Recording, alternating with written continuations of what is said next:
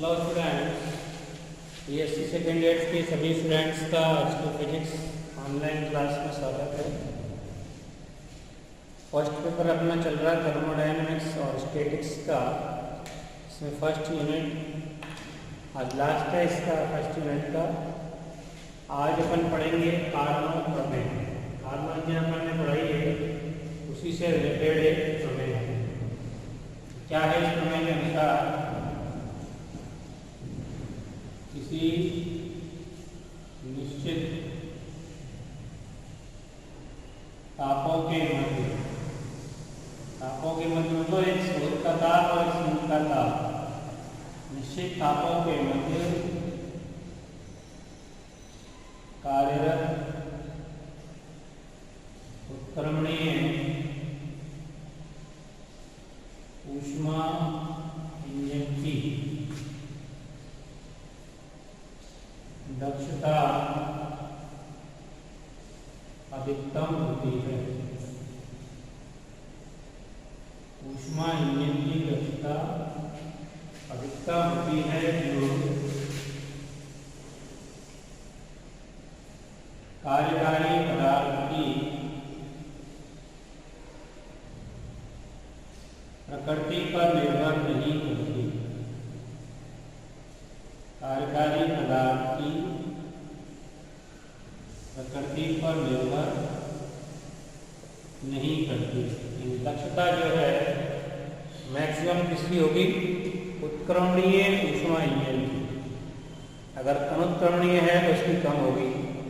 केवल उत्क्रमणीय इंजन की दक्षता ही मैक्सिमम होती है और वो दक्षता कार्यकारी पदार्थ की प्रकृति पर डिपेंड नहीं करी, केवल स्रोत और सिंक के ताप पर डिपेंड करती है। दक्षता भी निकालिए, 1-T2/T1 होता है। ये सिंक का ताप, ये स्रोत का ताप, ये 1-T2/T1। इसको अपन दो शब्दों में लिख सकते हैं कार्नो प्रमेय को। नंबर 1, किन्हीं दो निश्चित तापों के मध्य कार्य कर रहे ऊष्मा इंजनों में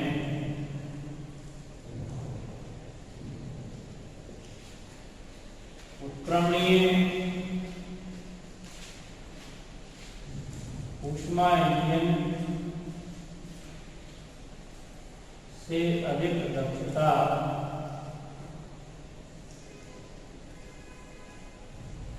उत्क्रमणीय ऊष्मा इंजन से अधिक दक्षता नहीं हो सकती। यानी कई सारे इंजन कार्य कर रहे हो निश्चित तापों के मध्य में, तो उन कोई भी ऊष्मा इंजनों की दक्षता उत्क्रमणीय ऊष्मा इंजन की दक्षता से ज्यादा नहीं हो सकती। कम होगी, ज्यादा नहीं होगी। मैक्सिमम किसकी होगी? उत्क्रमणीय ऊष्मा इंजन की। जो उत्क्रमणीय प्रक्रम पर आधारित है उसी की दक्षता अधिकतम होगी।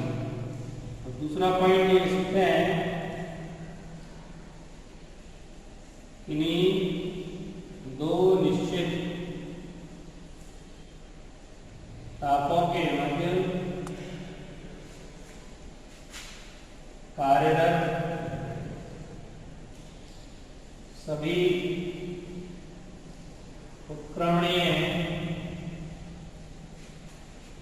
ऊष्मा इंजनों की दक्षता उत्क्रमणीय ऊष्मा इंजनों की दक्षता समान होती है।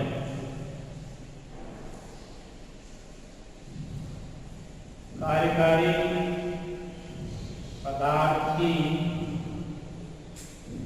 प्रकृति पर निर्भर नहीं करती। प्रकृति पर निर्भर नहीं करती। दोनों स्टेटमेंट सीखे हैं जो तुमने कर दिए इसके। अगर तो निश्चित तापों के मध्य बहुत सारे उत्क्रमणीय ऊष्मा इंजन कार्य कर रहे हो जिनमें कार्यकारी पदार्थ अलग अलग काम में लिया हो, जैसे 4 इंजन काम कर रहे हैं दो निश्चित तापों के बीच में, फिक्स तापों के बीच में, तो उनमें भले ही कार्यकारी पदार्थ अलग अलग यूज किया हो, लेकिन दक्षता सबकी क्या आएगी, समान, क्योंकि दक्षता डिपेंड करती है केवल स्रोत और सिंक के ताप पर। वो ताप अगर निश्चित है सभी इंजनों के लिए तो कार्यकारी पदार्थ कुछ भी यूज किया हो, दक्षता क्या रहेगी, समान रहेगी, अलग अलग नहीं आएगी। अब इसको अपन प्रूफ करने के लिए मान सकते हैं, सिद्ध करें इसको अपन, कैसे सिद्ध करेंगे देखो। एक अपन ले लेते हैं अनुक्रमणीय इंजन और एक ले लेते हैं अनुक्रमणीय इंजन। एक तो ले लो उत्क्रमणीय इंजन, एक ले लो अनुक्रमणीय इंजन। उत्क्रमणीय इंजन क्या करेगा, ऊष्मा स्रोत से ऊष्मा लेता है, ऊष्मा स्रोत जो T1 केल्विन ताप पे होता है, इससे ऊष्मा लेके सिंक को ऊष्मा देता है और बाकी कार्य में बदल देता है। तो मान लो इसमें ऊष्मा ली Q, कार्य में परिवर्तित हुआ W और सिंक को ऊष्मा मिल गई Q माइनस W, ये ऊष्मा सिंक। दूसरा अनुक्रमणीय इंजन है,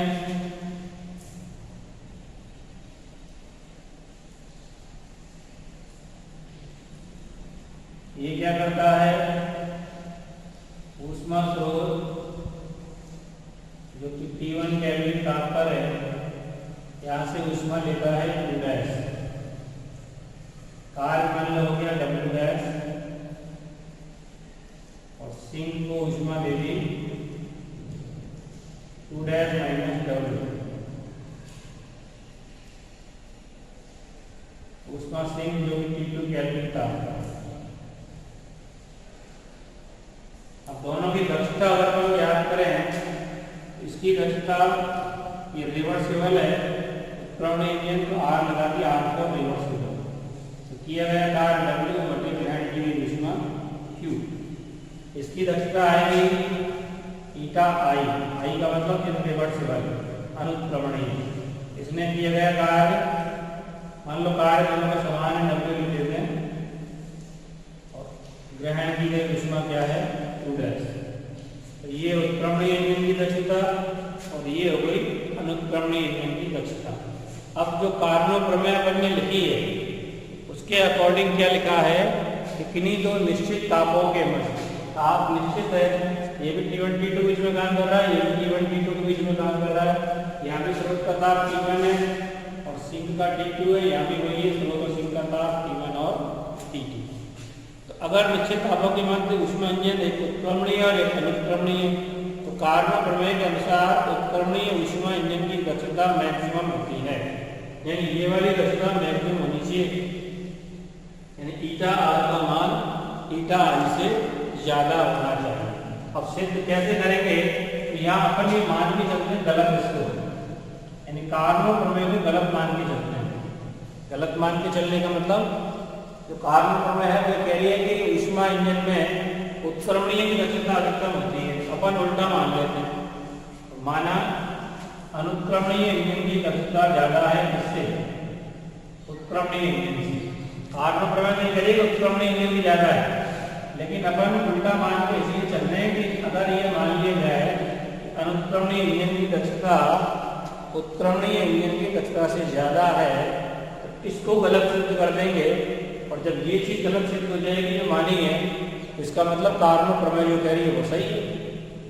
भाई अभी अपन कार्नो प्रमेय को गलत सिद्ध कर रहे हैं, भाई जैसे अपन ये कभी दिन है और इसका उल्टा लेके चले, मानो रात है, और रात के पीछे कोई तर्क करें और गलत सिद्ध कर दे रात नहीं है, तो सीधा सा मतलब बिल्कुल दिन है। ऐसे ही ये मान के चल रहे हैं कि ये ज्यादा है ये कम है, इसको गलत सिद्ध कर देंगे तो कार्नो प्रमेय अपने आप सत्य सिद्ध हो जाएगी। तो यहाँ पे मान के चले ईटा आई ईटा आर। ईटा आई का मतलब W upon two dash greater than W upon Q. अब W अपॉन W दोनों में सेम है तो Q डैश और Q में कौन ज्यादा हुआ? जैसे ही जैसे मान लो 5/3 ग्रेटर देन 5/4, 5 दोनों में सेम है तो नीचे से कौन ज्यादा हुआ? वो वाला। यहाँ पे Q ग्रेटर देन क्या हुआ? Q dash. ये जैसे 3 है 4 है, 5/3 ज्यादा ही होता है 5/4 से, लेकिन तुलना नीचे वालों की करे तो जो कम है उसका हर ज्यादा होता है। Q greater than Q dash, यानी कि Q माइनस Q डैश एक पॉजिटिव राशि आएगी। Q माइनस Q डैश क्या आएगा? पॉजिटिव आएगा। अब इसको अपन क्या करें? गलत सिद्ध करने के लिए क्या करना है?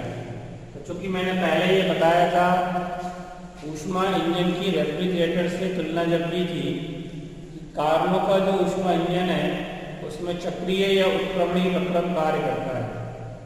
और उत्क्रमणीय का मतलब उसको विपरीत क्रम में भी संचालित कर सकते हैं।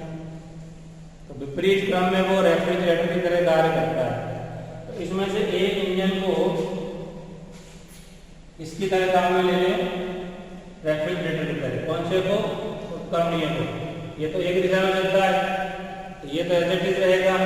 अब इसको इसकी तरह ट्रीट करें रेफ्रिजरेटर की तरह। और रेफ्रिजरेटर में क्या होता है? सिंक से ऊष्मा ली जाती है, बाहर से कार्य किया जाता है। सिंक से ऊष्मा ली जाती है, बाहर से कार्य होता है, फिर कार्य प्लस ली गई ऊष्मा वापस स्रोत को प्रदान की जाती है कुछ ताप पर। तो इसको अपन इससे कनेक्ट कर देते हैं। देखो कैसे कनेक्ट करें? कि जो अनुक्रमणीय इंजन ने कार्य किया इसको यहां बना देते हैं इधर की तरफ। ये कार्य इस पे अप्लाई कर दिया अपन ऐसे। भाई जो कार्य अनुक्रमणीय इंजन कर रहा था कौन सा? W। अनुक्रमणीय इंजन ऐसे कैसे ही है, Q डैश ऊष्मा लेता है, Q डैश माइनस W सिंक को दी और W कार्य किया। ये W कार्य किस पे अप्लाई हो गया? इस पे। अब ये अनुक्रमणीय इंजन किसी तरह ट्रीट कर रहे हैं? रेफ्रिजरेटर की तरह। और रेफ्रिजरेटर क्या करता है? ऊष्मा लेता है सिंक से, Q माइनस W ऊष्मा ली, W कार्य यहाँ से ऐड हो गया इसमें, तो टोटल क्या हो गया? Q माइनस W में W प्लस करेंगे, W कट गया, Q ऊष्मा किसको दे दी? स्रोत। तो ये किसकी तरह काम कर रहा है? रेफ्रिजरेटर की तरह। ये रेफ्रिजरेटर में ये तो करते हैं, निम्न ताप से ऊष्मा ली जाती है, बाह्य कर्मक द्वारा कार्य होता है। तो बाह्य कर्मक का कार्य कौन कर रहा है? बाह्य कर्मक का काम ये अनुक्रमणीय इंजन। अनुक्रमणीय इंजन ने जो कार्य किया वो कार्य अप्लाई हो गया किस पर? रेफ्रिजरेटर के लिए बाह्य कर्मक की तरह। तो अपने को बाहर से कोई काम कराने की जरूरत नहीं पड़ी, इनको कनेक्ट कर दिया। अब इस पूरे इकाई की अगर बात करें तो कुल ऊष्मा कितनी ली गई और कुल कितनी ली गई? इस स्रोत को पूरे को एक ही बना दो इस तरह से यूं, और इस सिंक को भी एक ही बना दो पूरा का पूरा ऐसे। ये पूरा एक सिंक और पूरा एक स्रोत, पूरा जो कॉम्बिनेशन है वो पूरा एक यूनिट हो गया टोटली। ठीक है, ये पूरा स्रोत हो गया T1 केल्विन पर और ये सिंक हो गया T2 केल्विन पर। एक अनुक्रमणीय इंजन है, इसके द्वारा जो किया गया कार्य है उसको अपन ने अप्लाई कर दिया किस पर? इस उत्क्रमणीय इंजन को, जिसको काम कर रहा है रेफ्रिजरेटर की भांति। तो रेफ्रिजरेटर की तरह काम कर रहा है ये, तो इसको कार्य मिल गया W।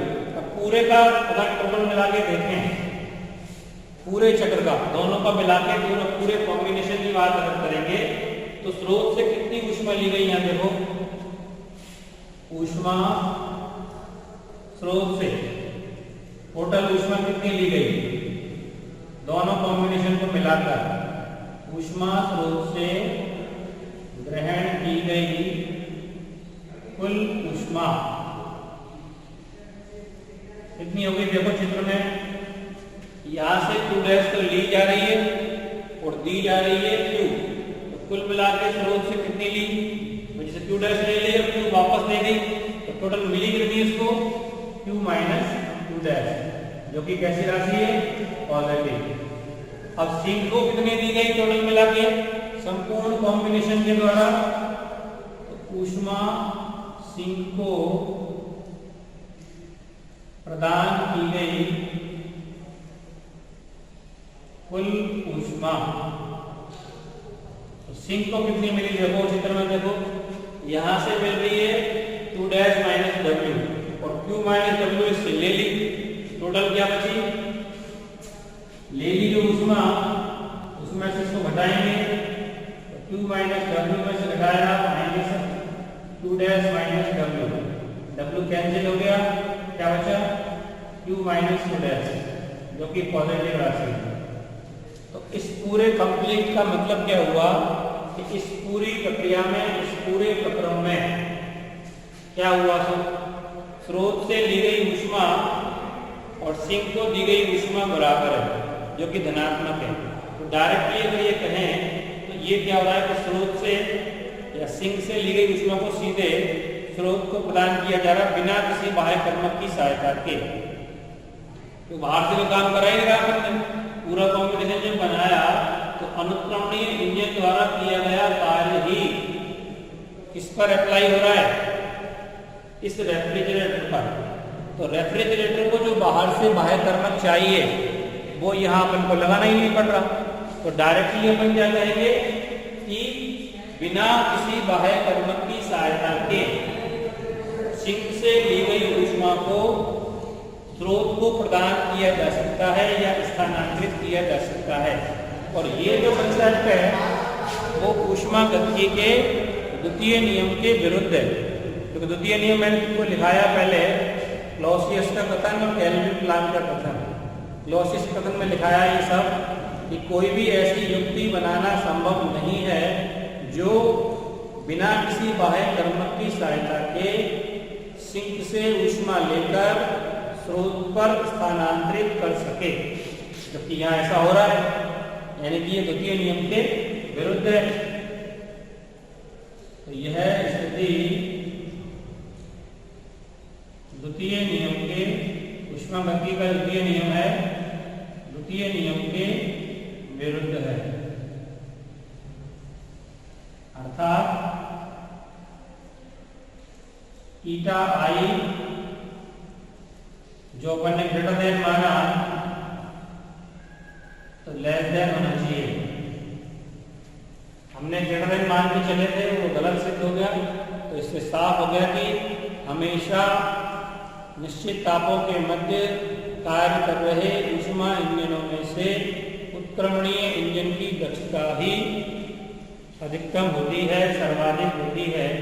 बाकी और कोई इंजन है अनुत्क्रमणीय है तो उसकी दक्षता उत्क्रमणीय इंजन की दक्षता से हमेशा कम ही होगी।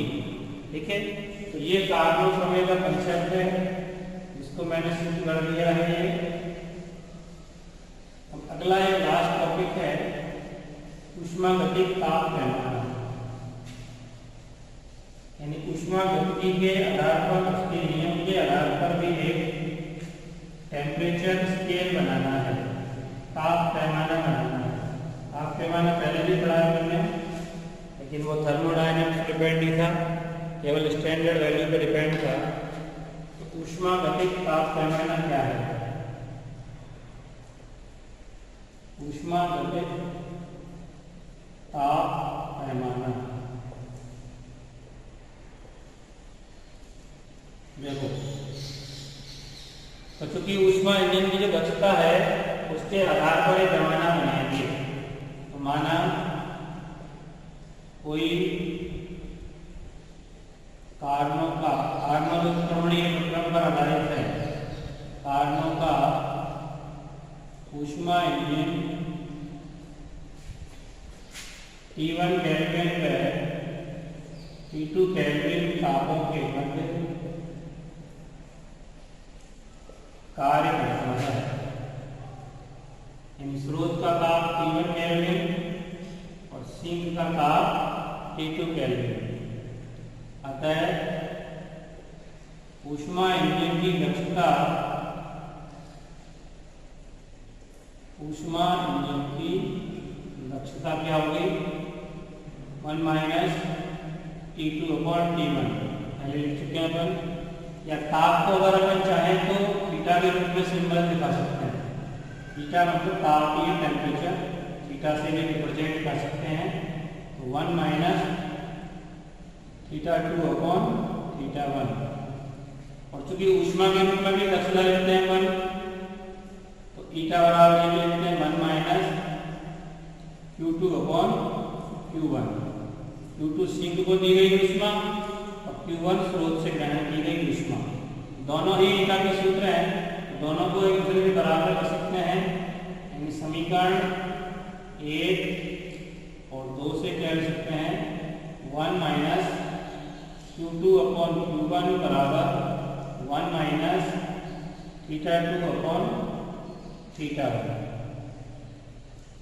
इसको एक फलन के रूप में अपन दिखा दें। फलन ऑफ θ1 θ2 या Q2 अपॉन Q1 बराबर क्या आएगा? इसको उधर ले जाओ, प्लस हो जाएगा, इसको उधर ले जाओ, 1 माइनस फलन ऑफ θ1 θ2। या उल्टा करके लिखें, Q1 अपॉन Q2 बराबर क्या आएगा? 1 अपॉन 1 माइनस फलन ऑफ θ1 θ2 बराबर कैपिटल F के रूप में लिखते हैं इसको, नया फलन बना के। तो Q1 अपॉन Q2 बराबर ये हो गया समीकरण नंबर 3। अब इसी तरह से दूसरा यूनियन दूसरे तापों के मध्य धारा करें।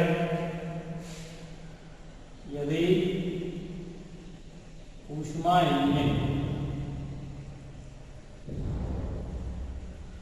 T2 व T3 तापों के मध्य कार्यरत हो, या T2 को θ2 लिख दें और T3 को लिख दें θ3, तो दक्षता क्या लिखेंगे? या इसी तरह का रिलेशन लिखते हैं सीधा इसकी तरह। तो यहाँ Q1 अपॉन Q2 आया था, तो T2 और T3 के बीच में जब लिखेंगे, ये T1 T2 के बीच में था, तो Q1 अपॉन Q2 लिखा हमने, तो यहाँ Q2 अपॉन Q3 बराबर क्या आएगा? फलन ऑफ θ2 θ3। इसको समीकरण नंबर लिख दिया 4। इसी तरह मान लो इंजन T1 और T3 ताप के बीच में कार्य करें। इसी प्रकार यदि ऊष्मा इंजन T1 और T3 तापों के मध्य कार्यरत हो, इनको थीटा के रूप में लिखें, तो ये θ1 और ये θ3।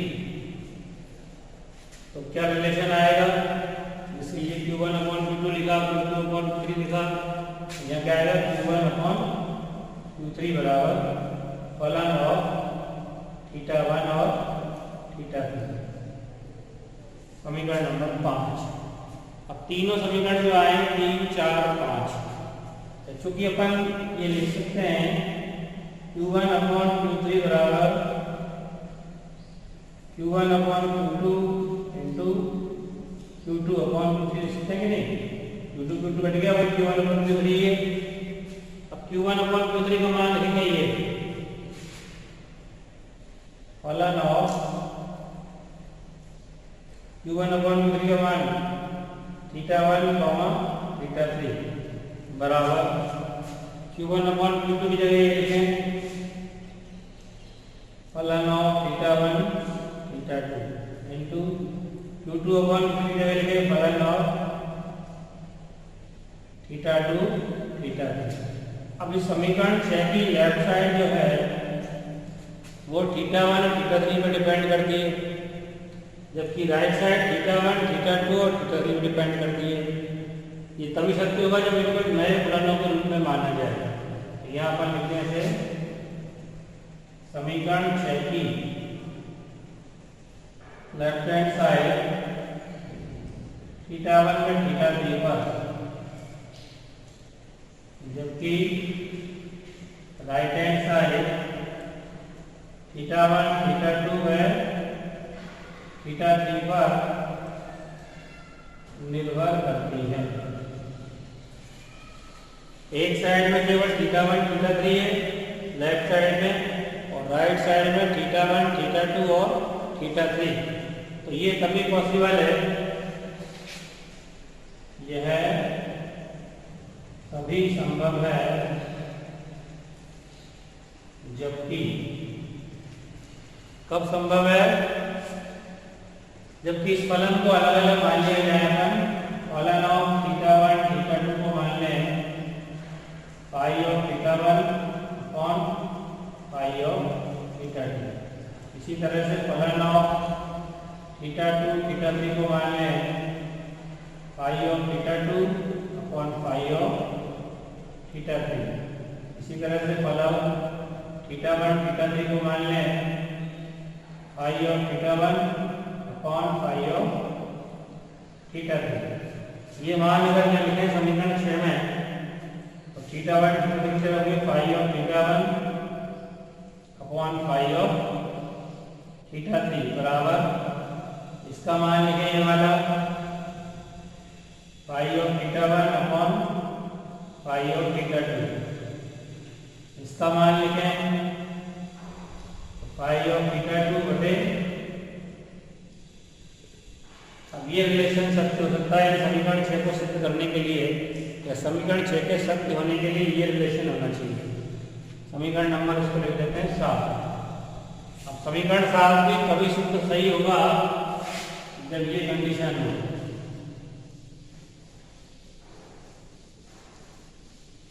कौन सी कंडीशन हो? देखो,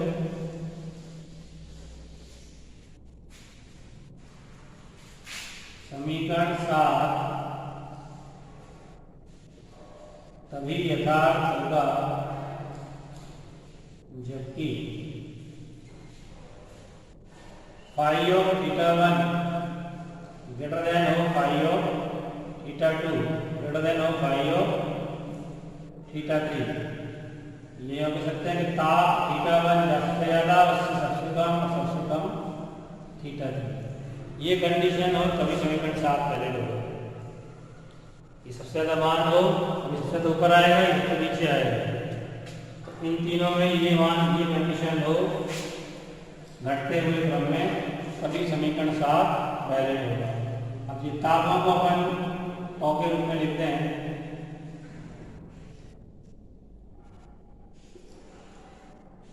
तो इंजन की दक्षता हो गई ईटा बराबर जो 1 माइनस होती है Q2 upon Q1, 1 minus Q2 upon Q1 की जगह क्या माना हमने? Q2 अपॉन Q1 फलन ऑफ θ1 θ2 था ये।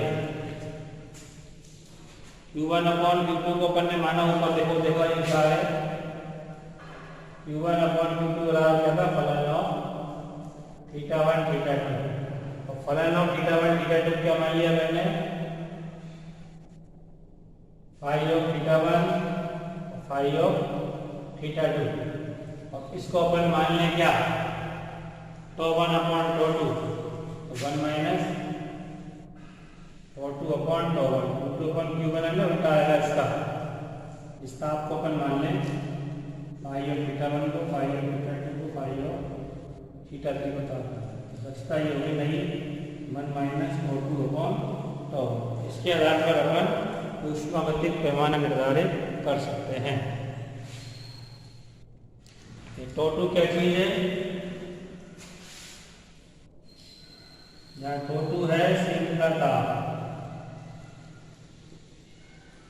और τ1 है स्रोत का ताप। इसे मान लीजिए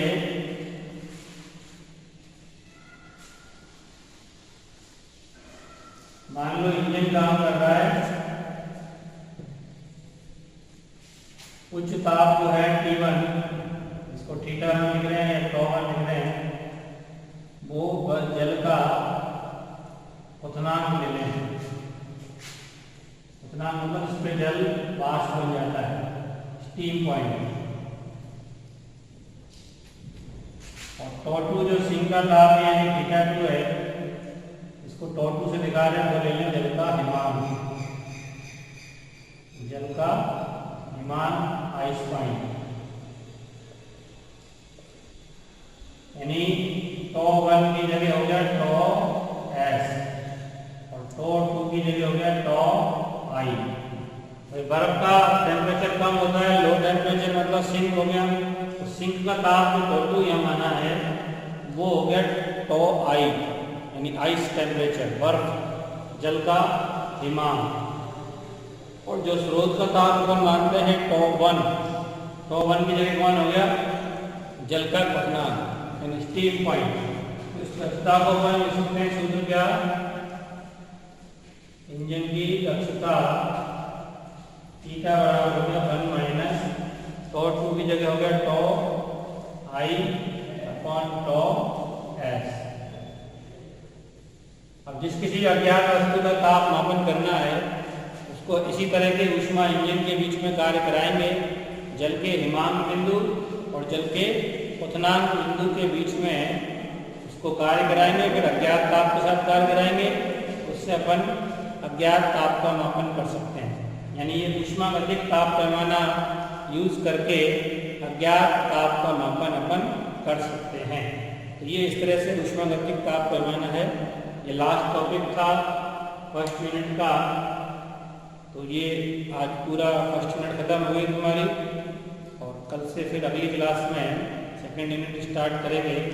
तो आज की क्लास में ये पर्याप्त है।